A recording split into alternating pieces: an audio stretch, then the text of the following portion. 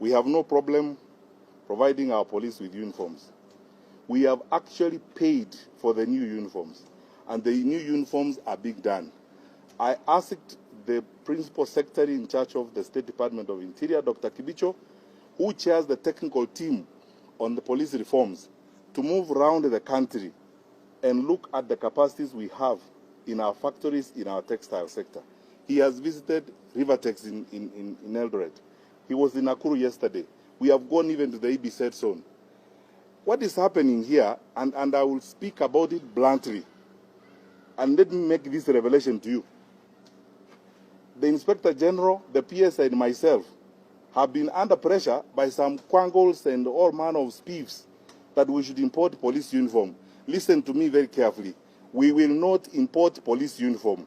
Go and write another 10 headlines. We will not import police uniform from any country.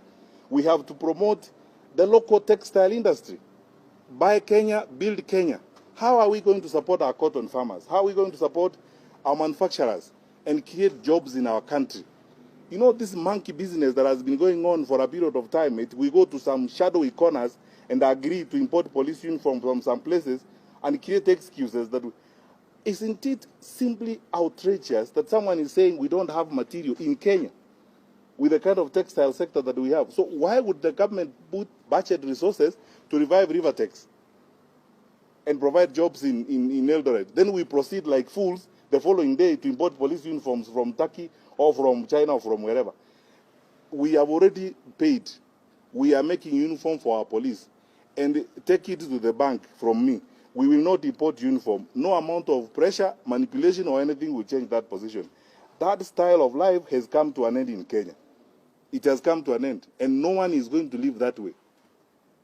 Our uniforms will be made. We have 600 tailors at NYS and huge teams at NYS that are working on this.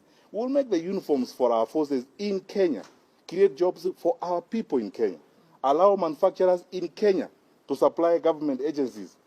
Sasa wewe na wakora wako mahali mlikubaliana mtanunua uniform, utaenda uwaeleze hivi, hatutanunua uniform kutoka kwingine.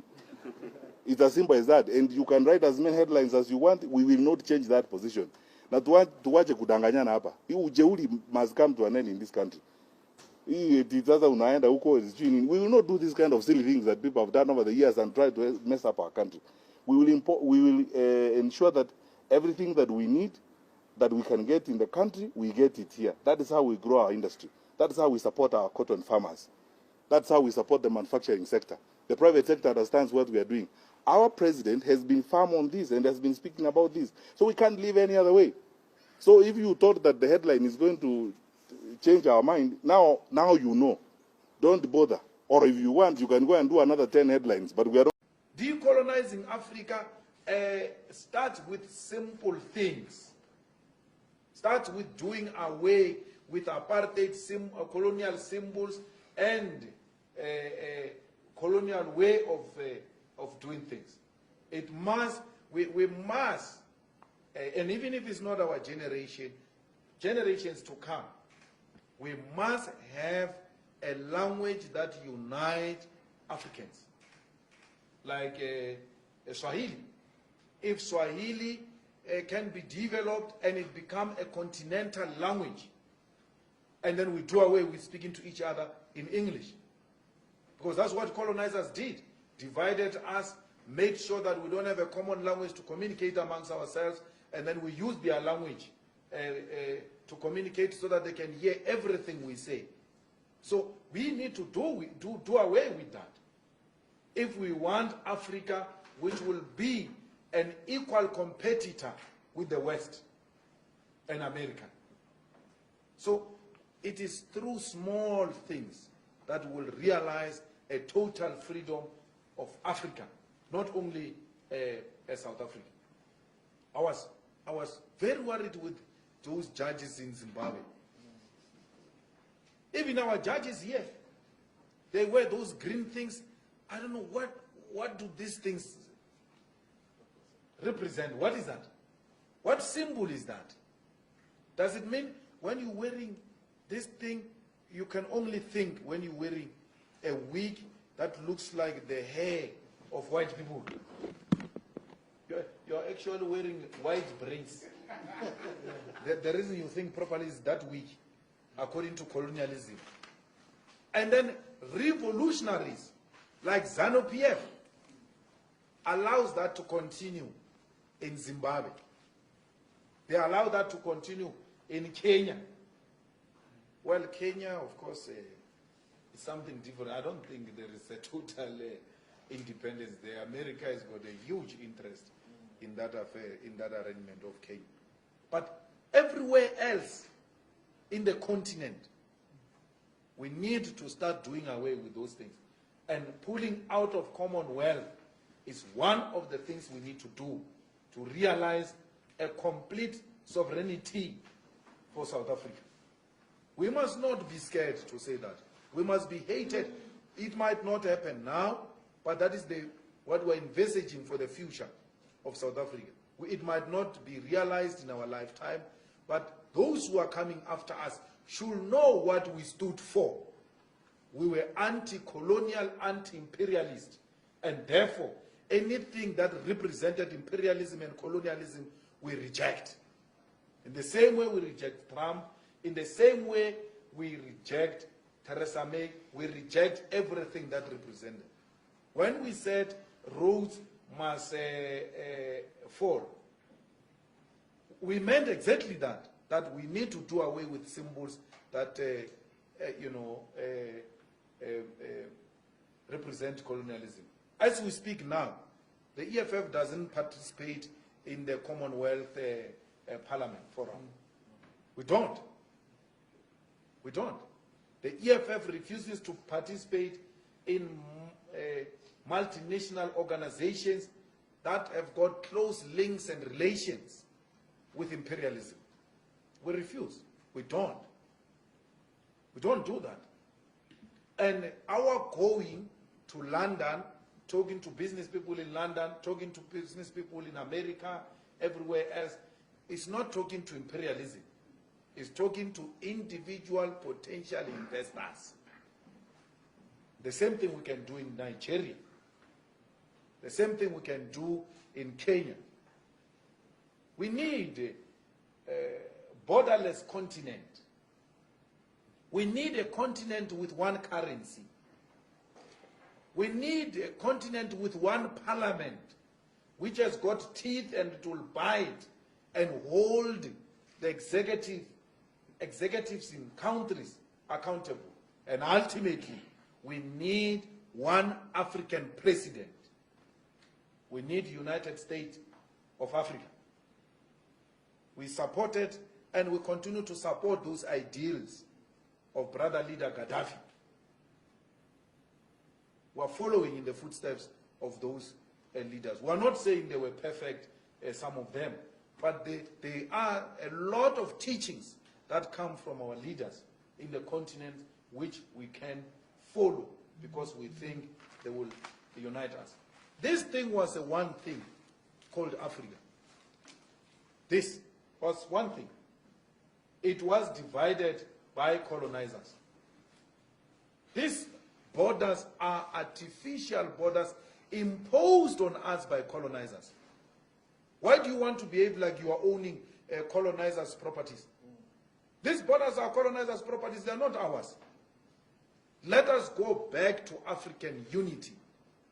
We want one voice, one Africa. We must stop doing away with African hate, which was instilled in us by the colonizers. When you say, hey, there are too many Zimbabweans here, there are too many Nigerians here, hey, you are doing the work of the devil, which is to divide Africans. Be angry with Nigerians and South Africans for doing crimes, the same, Zimbabweans, the same way you are with South Africans who commit crimes. They must be treated the same. It must not be because it's a Nigerian, it's a more crime. If a Nigerian kills a person, that killing is twice. As if the murder by South African is lesser than a Nigerian murder. It's wrong. Crime is crime. Let's deal with it as crime. When it is a white person in South Africa, undocumented, he's called an investor. Not only a white person, including Indians and Chinese. These Guptas didn't have proper papers here. These Guptas didn't have proper papers. No one dared called them Kwerekweres. No one. But if it was my African brothers, we're going to be called Kwerekweres because they don't have papers. Self-hate. It must come to an end. If it means making the EFF lose votes for that, let it lose votes. Lose votes on principle. Not on political expediency of wanting to appeal. This country belongs to Africans in the same way Nigeria belongs to South Africans.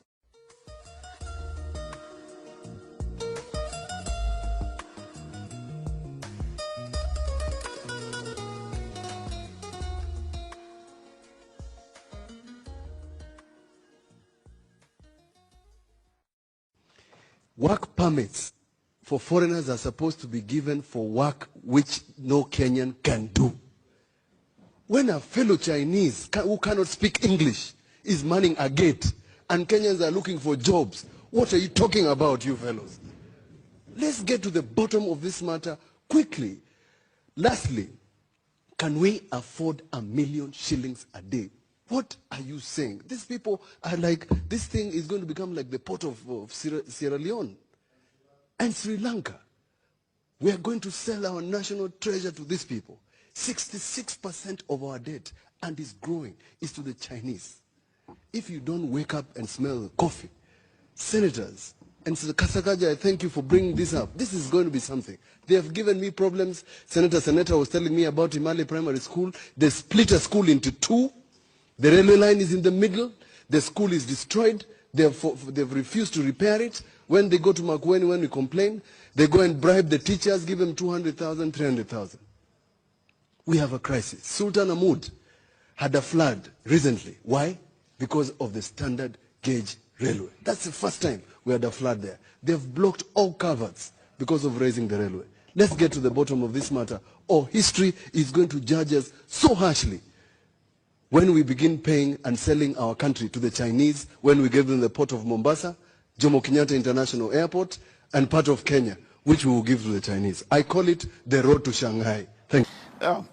There are three things that we need to consider. First, we need to consider what is the Chinese plan. The Chinese are building a new Silk Road. Okay, the Silk Road is both in terms of road, it's rail, and it's ports across Africa, Europe, and Asia. Why are they doing this? Because they want to be the center of commerce. That is their idea. And this idea has to be understood with the mind of a Shylock. If you go to a Shylock and he determines you do not have money to pay him back, and he tells you, give me your title deed, I will give you 5,000 shillings, and your title deed is worth 500,000, he is very sure that you will default and he will get the land. Therefore, the Chinese mentality in loaning countries that can hardly afford to pay them back the money to build this infrastructure is they are willing to lose the money to gain the infrastructure. That is the Chinese mindset. The mindset of African countries, and I hope Kenya is an exception, though the signs tell me they are not, is that any money is good money from whoever. And therefore, what we have done is, in the need to expedite our infrastructure and expedite the process of our development, we've taken on more than we can chew. The third mindset is now specific to the SGR. Is it a viable project? There are two ways to look at infrastructure. You can look at infrastructure that pays for itself in terms of the other parts of the economy.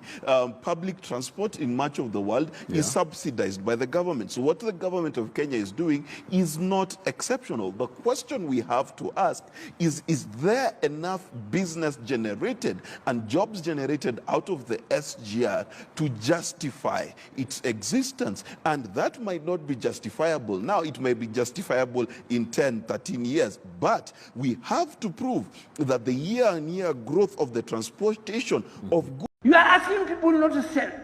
You are asking transport not to take the number of passengers they are usually taking. If they don't do that, what are you going to do?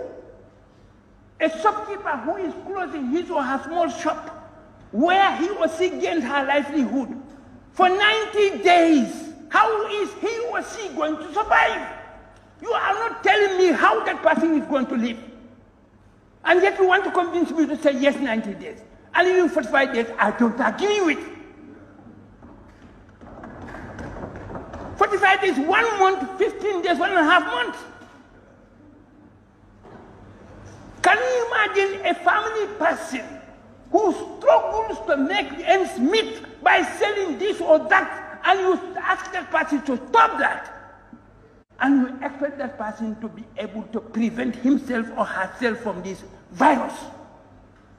What means does he or she have to do that? To eat is fundamental. You know, you raised a very important point. Kwame Nkrumah was very keen on building what he called the United States of Africa, which Gaddafi was also talking about. There was a big debate in 1963 at the OAU formation between Nyerere and Kwame Nkrumah.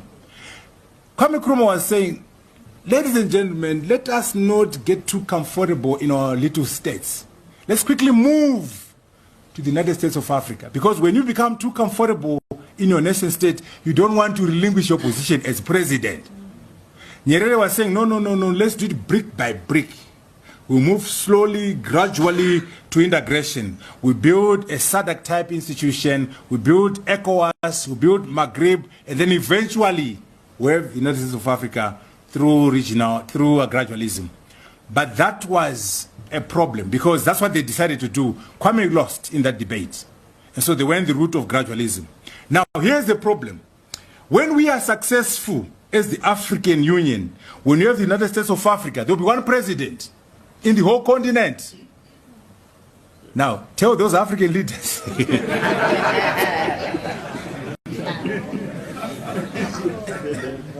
There will be no president in Malawi. There will be no president in Zimbabwe. There will be no president in South Africa. Maybe the guy will be from Cameroon. Cyril Ramaphosa will be Minister of Tourism for Africa. Is he ready? Emerson Mnangagwa will be Minister of Chiefs for Africa. Is he ready? Mutharika will be a chief. So the African leader is the stumbling block. They want to be president of starving people.